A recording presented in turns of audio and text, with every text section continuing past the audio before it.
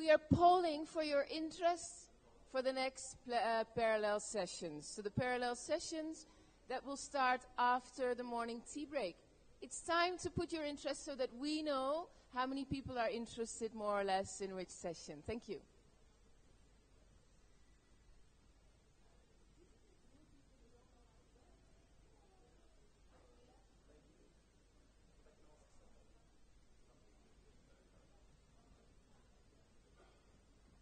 If you haven't done this before, just go to menti.com, go to internet, menti.com, and then put in the number over there. The code is 178378, 178378, and then this question will appear, and you can put in your preferred session. Please, everyone, do that now. Thank you.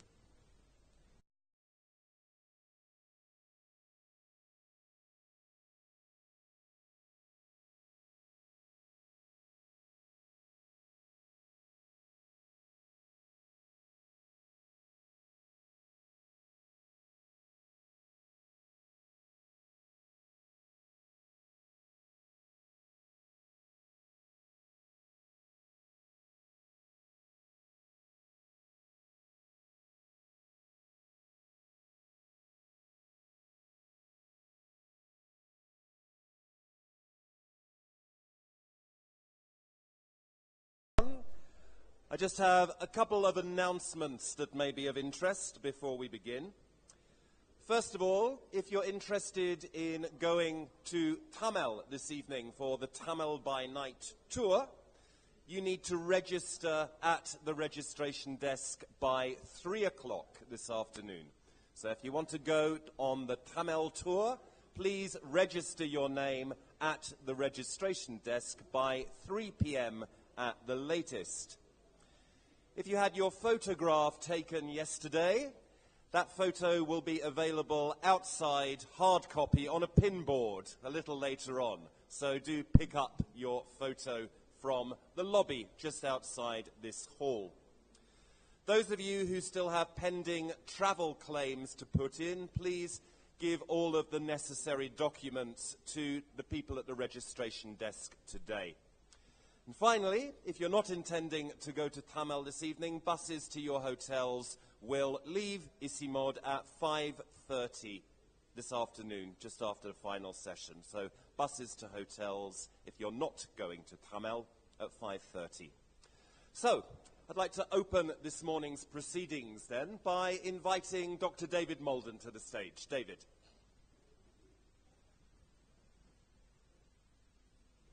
Thank you, and good morning to all. I think people are filtering in still, but I wanted to say a few things. First, that last night was special. It was kind of like the first time I had seen all those nice lights and buildings and everything. So I think it was, for us, kind of special to see the building in a new way, as well as this room. And I did want to take the chance, although Prerna and others are not here, to appreciate the work they did on that.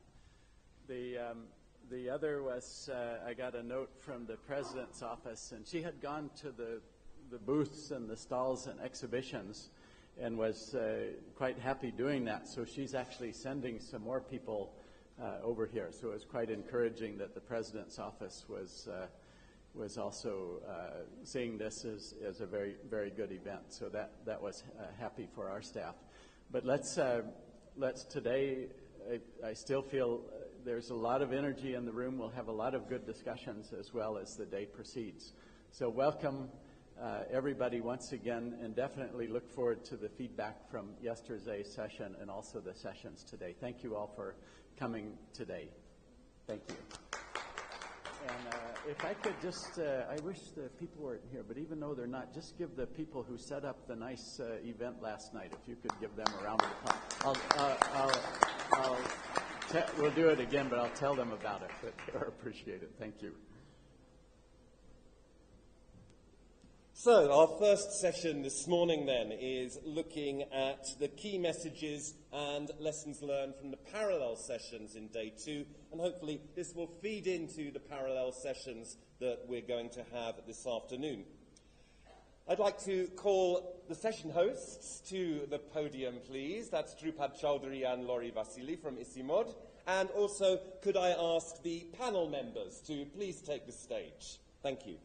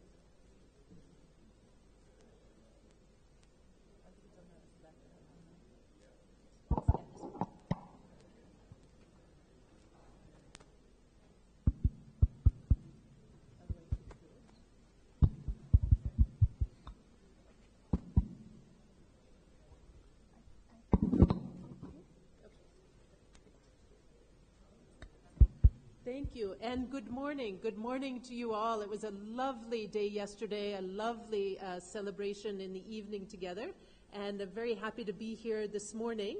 This session is a report out session from the parallel sessions that took place yesterday.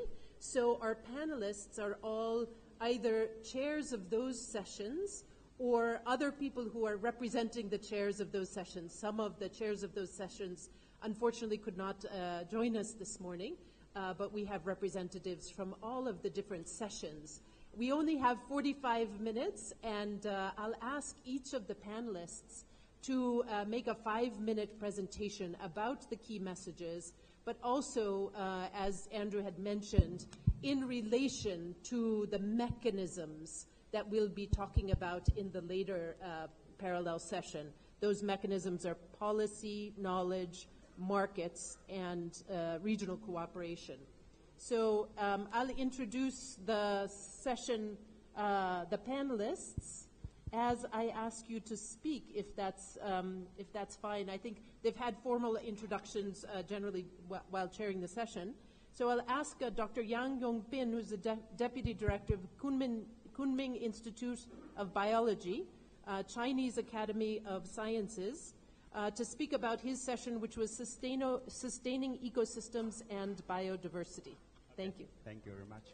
Good morning to everybody. Yesterday afternoon, we have this session to the Sustaining Ecosystem and the Biodiversity. Actually, we got the 3 key messages. The first is a mountain ecosystem and the biodiversity are essential to maintaining the social economic resilience of the mountain community. But this system are under the tremendous pressures. So this is the first key message. And we all know is the KHK area is the 4 biodiversity hotspots, and also have a very important ecosystem service to maintaining the mountains people, but also is the people in the downstream. So, however, if we go to the next day is a session, we think it still need to be discussed, especially for the knowledge. You know, it's even the drivers, not only climate change, but also it's the humans, the activities, and the very complex linkage with the social ecology networking. So it's they have some yesterday morning, Ecolabia also mentioned that even they have a more newer species is still found discovered in this region. So and ICIMOD is already is a HAMAP, but this is work should be continuing. The second key message is HKH ecosystem.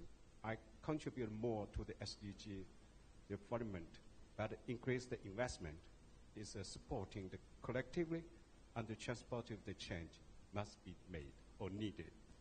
So this is we think is this is a basis for all the development, even for to achieve the multiples, the sustainable development goals. So this is fundamentals for those the regional development. But we think in the cooperation is extremely critical for the future. Like ICIMOD already have like the project transboundary biodiversity conservation or the landscape. And another thing is important is the locals, the communities innovation, grassroots innovation, the tradition, and should be is also linked with the cooperation. And so other is we're talking about the knowledge transfer and the transboundary investment and the facility sharing. So those is very important for really it's achieve the SDGs goals. The last is the inclusive biodiversity conservation is critical, especially the panelist Michael Falking. He's highlighted this is extremely important. The panelists also have the consensus for this key message, and this is much linked with the policy. And we all know that we need a scientific, science-based evidence. But on the other side, it's the people's the innovation. And yesterday also we see it is in Nepal, the community forest. Okay, 2 minutes? Okay. It's so innovative. And this is a policy, will encourage this is inclusive and the biodiversity conservation. So this is we think is the three key messages. We'll go to the three. It's the parallel, is policy and the knowledge and the cooperation. This is some key message I would like to highlight from our session. Thank you very much. Thank you very much, Dr. Yongping. We'll have more opportunity to discuss these issues in the ensuing parallel sessions. I'd like to welcome Dr. Arun Shrestha, who's ICIMOD's Regional Program Manager for River Basins, and in the next planning period, that regional program will also include cryosphere. Dr. Arun Shrestha. Thank you. Very good morning. This is on the session on securing water security, ensuring water security. I'm here on behalf of Professor Asit Biswas, who chaired that session, but unfortunately he could not be here. We had six great panelists and a very good discussion. The gist of discussion is kind of like this. Identifying some of the issues, talking about the resilient solutions and discussing the way forward. So on issues we talked about how the climate is changing, the glaciers are melting and having impact on too much, too little water, having limited regional cooperations, more focus on physical water availability than institutional and economic side of it, limited understanding at the higher altitude level. These were kind of discussion regarding the issues. On resilient solution, we talked about storage as possible, solutions. Storage in a broad sense, starting from, natural to small scale to larger scale, accounting for heterogeneity, early warning system, etc. And then as way forward, we talked about developing mechanism for sharing shared water resources, linking opportunities in different sectors, fostering collaboration, and also need to look at demand-side management. So these are some of the highlights of the discussion. So the key messages are, three of them are, climate change is one of the many drivers affecting water security in the region. Along with physical water availability and its security, there is a need to address the issues related to economic and institutional water insecurity. That's the first message. The second one is there are adequate technologies to improve access to water at local level, which maintain social, ethical, and traditional practices. Managing water storage is very crucial, which requires water storage options at various scales, small versus large, and combinations of those, both natural and artificial. And the last one is mechanisms must be developed for managing shared water resources, considering opportunities and synergies in agriculture, energy production, distribution, with flood control and navigation. And the role of private sector should be increasingly important. So these are the three key messages, and we think that, in forthcoming sessions, it would be good if discussions can be linked with all of the parallel sessions, but more importantly, sessions on policy and institution, regional cooperation, and knowledge and technology networks. Thank you very much. Thank you, Dr. Shrestha. The key messages are here for all of our participants also to see, so thank you for highlighting those. And our third speaker this morning will be speaking about the parallel session that took place yesterday on supporting access to clean energy. Dashu Rinjin Dorje, who is the Secretary at the Ministry of Agriculture and Forests in the Government of Bhutan, and who is also the Chair of the ICIMOD Board of Governors. Thank you, and very good morning. Before I come to what is there on the slide, I would like to thank the panelists of the session, Dr. Lina Srivastava, Mrs. Cornelia, Dr. Ramesh, Mr. Jiwan Acharya, Mr. Ramdita. We had some very interesting discussions, and I would like to thank these panelists who contributed a lot in terms of coming up with these three recommendations. And also thank you to the participants who asked questions, who posed questions, so that we are able to come up with the recommendations. If you feel that these recommendations make sense, these recommendations are good, the credit goes to the panelists. But if the key messages are not coming out well, please blame me. Yes, we did talk a lot about access to clean energy, and I think there are many issues that we discussed. And what we are seeing is, at the moment, there is a lot of disconnect. There is a huge body of knowledge in terms of energy. There is, there's access to, there is technology, there is finance, everything is there. But I think what is lacking is the access to technology. We do not know. Access to finance is difficult. And we felt that there was a need to bring about many changes, including the approaches. In terms of the approaches, we are talking about, instead of the top down, could we actually start from the bottom of the pyramid, And also live examples such as we tend, and this is very typical of the third world countries, where we tend to develop solutions where there is no problems, So you take the solution to a place where actually there is no problem. So all these things are happening, and there seems to be a disconnect. But at the same time, there are also so many challenges. Despite all these challenges and disconnect, we also realize that there is so much of opportunities in terms of being able to support access to clean energy. So what we did was we discussed on all this, and then the final recommendation, the first one is to do a mapping. We felt, and we recommend that there is a need to do the mapping. We need to do the mapping. We need to look at and make an assessment of the challenges that we have, of the body of knowledge that we have, of the infrastructure that we have, and of the opportunities, the huge opportunities that we have. And therefore, if you are able to do a mapping of all these and bring this information together, centralize them together, then I think you will see a way forward from this mapping. So we felt that mapping was very, very important. We need to do an assessment, not only at the national level, we could also be doing this mapping at the regional level. Which member country has what kind of strength, which member country has what kind of best practices, how could we, learn from each other.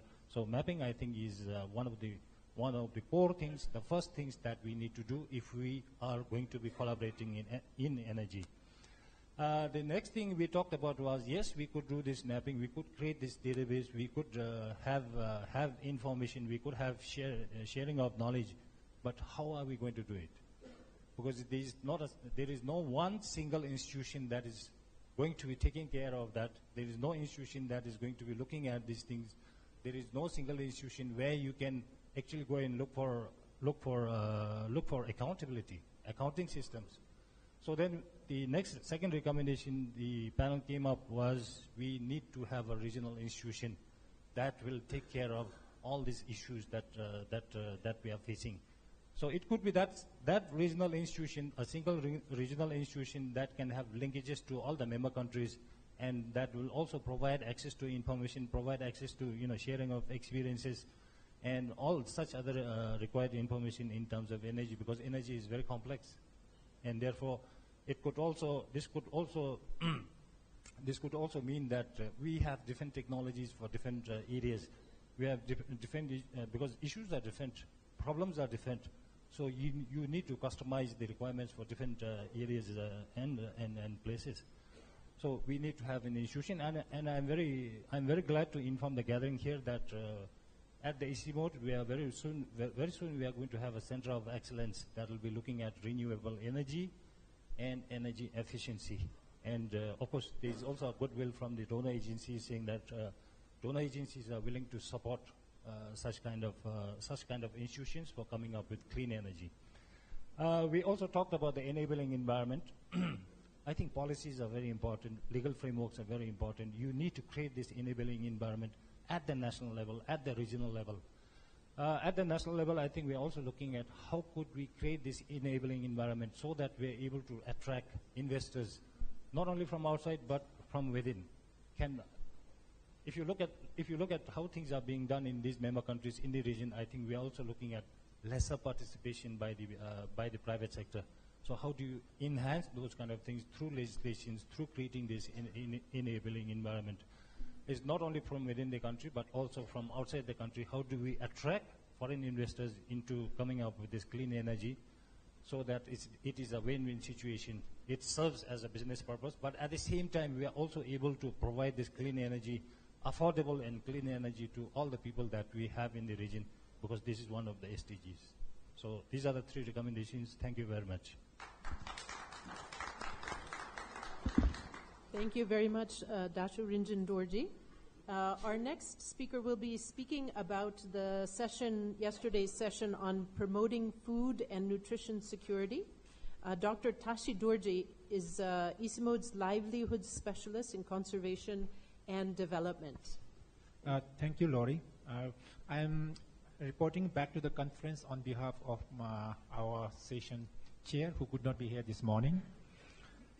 We had 5 eminent panelists to deliberate on this topic of promoting food and nutrition security, and we had around 50 very interested participants who really contributed to this discussion. We have summarized into 3-4 key messages. I think it is already on the slide, but let me try to elaborate a little bit on each of those. First is nearly 30% of population in Hindu Kush Himalayas suffer from food insecurity, and 50% face malnutrition, with women and children being more vulnerable. So this really calls for a very urgent attention for policymakers. Multi-sectoral efforts are also being required, and partnership needs to be forged. So this is also very important in terms of meeting the fundamental SDG goal number 2, as well as other SDGs. So therefore, this is a key, very important message from the session.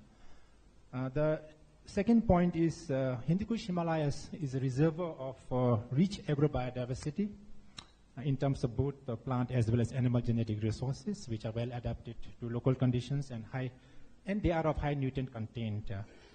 And genetic diversity is the basis for building resilient food systems for the present and future generations.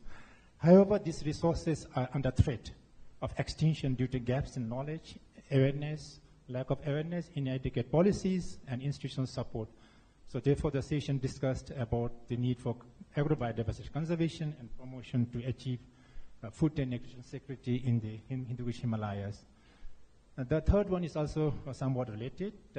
Despite such a rich food diversity in the mountains, the nutrition-related health indicators are still very poor among the mountain communities. And these are caused by multiple challenges, as we know, both biophysical and socioeconomic stress and shocks. And that also include climate change, and deteriorating local food systems, and changing dietary habits. Agro-farming systems as one of the approach towards building resilience in terms of food and nutrition security, as well as some of the market-based and value chain approaches which are paramount for achieving food and nutrition security in the mountain communities and in Hindu Kush Himalayas. Thank you. Thank you, Dr. Tashi Dorji. Our next speaker will be speaking about the session that took place yesterday, focusing on achieving gender and social equity. Dr. Kalor Morali is the Senior Program Officer of the Asian Regional Office of IDRC. Morali. Thank you. Good morning, everybody. The session yesterday was quite vibrant, and for the first time at least, I was in a panel which was exactly gender balanced. Of the six panelists, we were 3 male and 3 women members. So to that extent, I think we really achieved, at least as a first step, to look at how gender equality is, or gender balance is achieved in the panel, at least. As I said, it was a very vibrant, because we touched upon various issues that were many a times ticklish and also many times a bit difficult to express many a time. So we meandered around various issues, from multilateral agreements to national policies, regional policies, equity issues, equality issues, and also the issues of how engagement needs to be done in a different way rather than it's being done at this moment. I am doing on behalf of Dr. Tripura, who unfortunately for some reason he couldn't be there, and on behalf of various other 6 panelists which were there. And if there are any supplements one wants to make, if they are in the panel, you might want to do it later at some point in time. The 4 key messages that the group suggested, I won't read them out, but the first 2 messages that you can read them over contribute to the knowledge networks, and the second 2 looks at the policy. I'll just explain the first 2 ones, and then I'll go to the next 2, which contribute to the knowledge networks. Much of our work, either through national policy processes or through donor-driven processes, they look gender balance or gender issues or concerns as a box-ticking approach. Like, okay, XYZ has given something, and therefore we have to consult women for whatever reasons, and therefore we have some women groups that are consulted. But I think this is a very, very casually taken approach that we had been doing, and we must move away from that approach to a gender transformative approach where I think men and women are to be consulted together, maybe once separately and once together, so that there is harmony among their own aspirations and decisions that are taken in a various settings, be it at a community level, be it at a...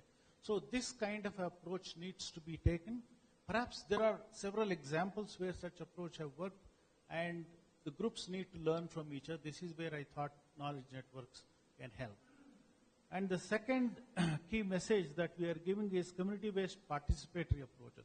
I think the participatory approaches enhances the voices that you are listening to, and therefore we need such kind of approaches to be more and more employed across the globe. So this is another key message as part of the knowledge networks. And the third one, which came from mostly driven by and large from Hunza region of Pakistan, is how empowerment is done among women through economic empowerment, and also decision-making power provided to the village women through institutionalizing them because of financial engagements.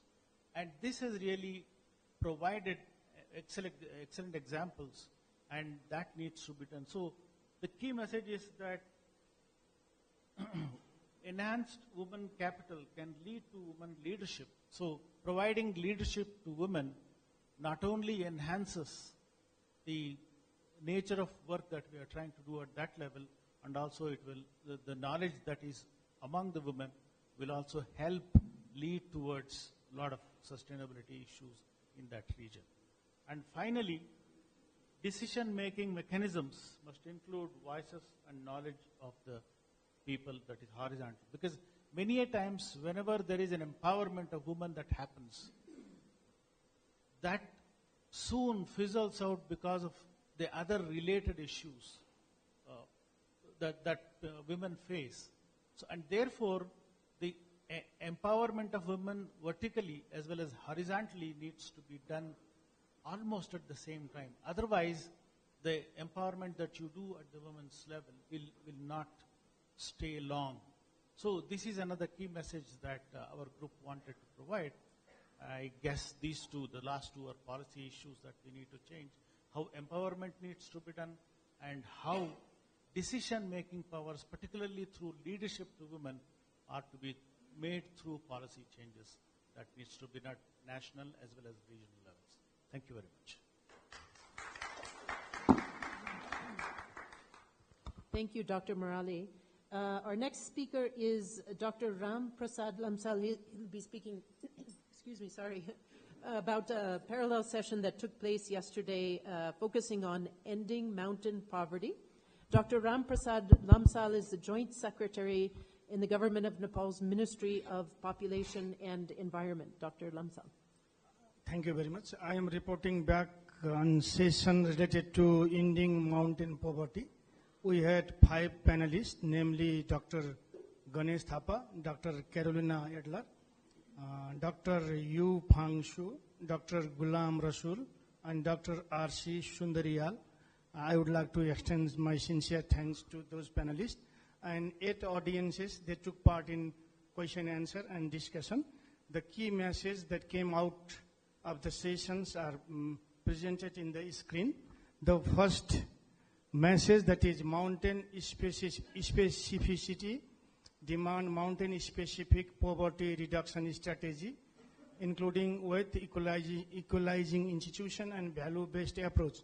This matter can be discussed further under policy theme. Of course, it is also related to knowledge.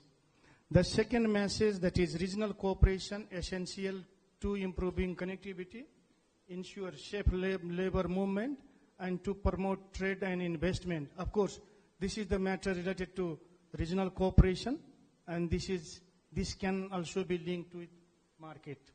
The third, diverse livelihood opportunity for mountain youth can help to reduce rural depopulation and out-migration. Of course, this is the matter related with market, and of course, this can also a matter of knowledge management. Thank you very much. Thank you, Dr. Lamsal. Our next panelist will be speaking about the parallel panel that took place yesterday on adapting to climate change and managing disaster risk. Dr. Stefan Schneiderbauer, who is the group leader in the Institute for Earth Observation of URAC Research. Thank you, Doctor. Thank you, Laurie. Good morning, everybody. So we had a lively discussion here in the room yesterday about adapting to climate change and managing disaster risk. And we have some messages, I think, for at least 3 of these 4 topics to come, which is policy, knowledge, and cooperation.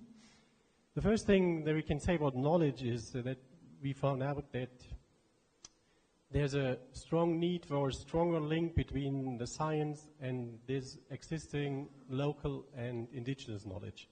So there was a clear need, a feel of a clear need to better link those massive achievements in the science part to link that better to the local indigenous knowledge, including the better communication of those results to the people to better understand what the science is finding out.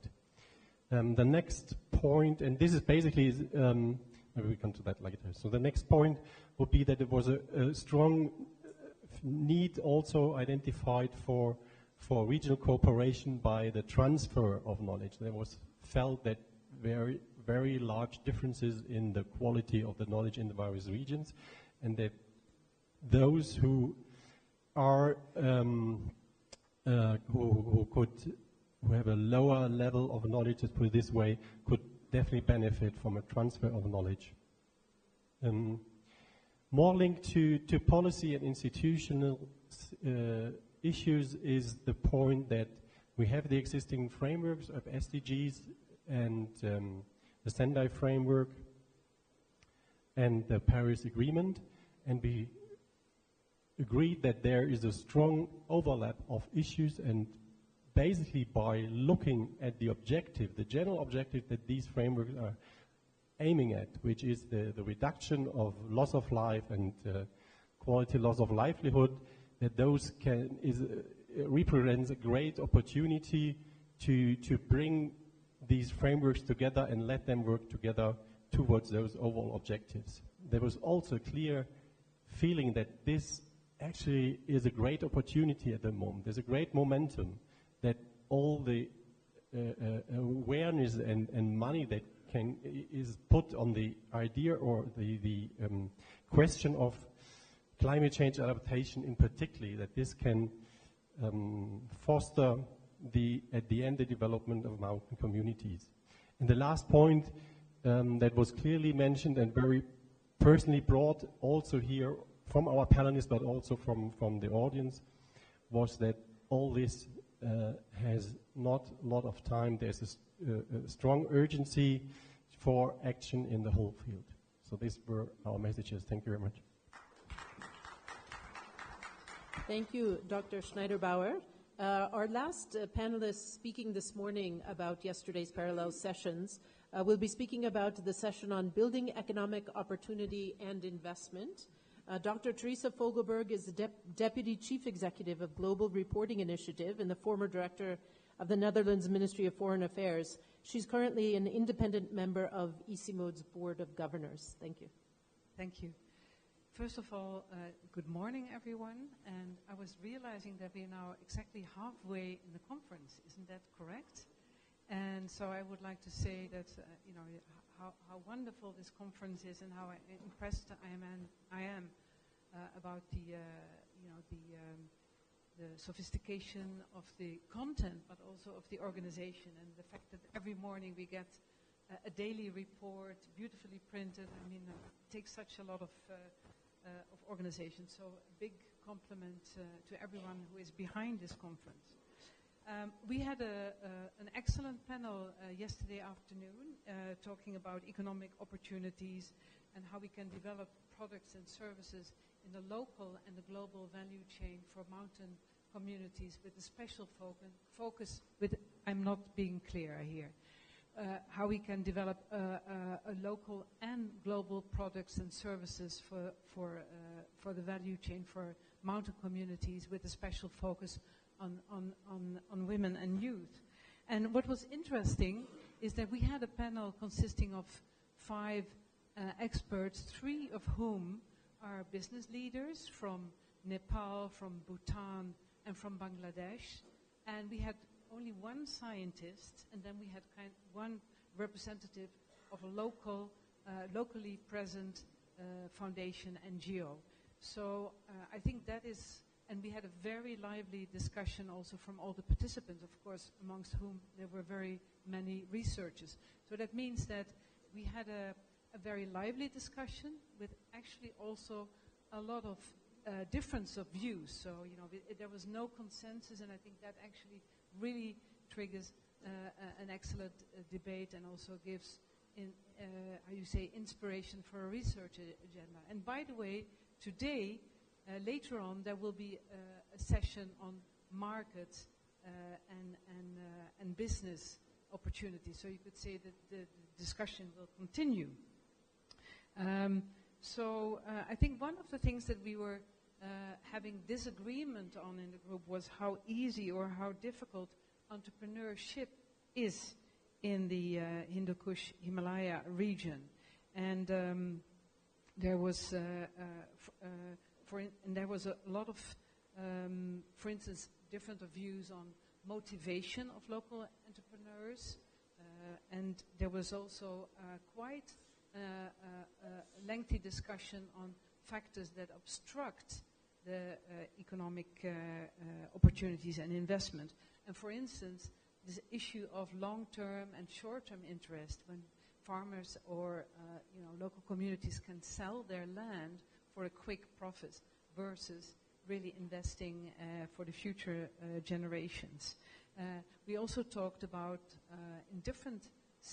with different examples about donor dependency and international organizations coming with their demands and their terms, and also sometimes obstructing local dynamics. We also addressed, how many minutes do I have left? 2. Oh yeah, we also talked about inequalities in local communities that might hamper local entrepreneurship, as well as geopolitical inequalities, or at least differences in this region. So maybe I should go to the focus areas of later today: policy, knowledge, market, and cooperation. How this our discussion related to that? I think on the policy side, there's, you could say, ample base for this field of economic opportunity. Both, we had a discussion on the SDGs, where 9 or 10 of the SDGs actually are about building opportunity in the economic sphere and in investment. We also see a lot of policy of the national, you could say, member countries of ICIMOD, as well as the research agenda of ICIMOD itself, that really underlines and is kind of a priority of the multi-year research strategy. So the policy field is amply covered. The knowledge agenda, which is going to be discussed later today, I think there it's quite uneven. Maybe economic opportunity and investment is one of the least research field, where on the other hand, if we talk about local knowledge, there is a lot of local knowledge. So this is something that I think demands a lot of additional research. If we look at the market, there again, there was a difference of opinions, but I think everyone agreed that in order to boost entrepreneurship locally and nationally, we have to think globally because of global value change. And when we look at cooperation, again, there was there's quite a challenge there because of distrust in the market, and because also of distrust towards external development cooperation, or big infrastructural projects that are coming and that maybe not sufficiently address the interest of the local communities. So again, a big agenda ahead as well on cooperation, locally as well as intra-regional. Thank you.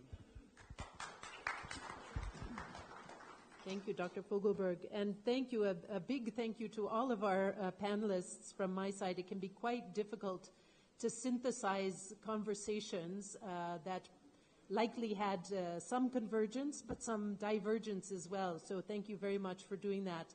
And this session is meant to lead into the next set of parallel sessions. So I hope it has generated some questions inside your minds, and that you'll hold on to those questions and bring them to the next session on the next parallel session, which begins at 11:45. So there will be time at that time for discussion on these 4 mechanisms that have been mentioned here: policy, knowledge, markets, and cooperation. So thank you to the panelists, and I'll hand over to our facilitators for the next session. Thank you. Thank you.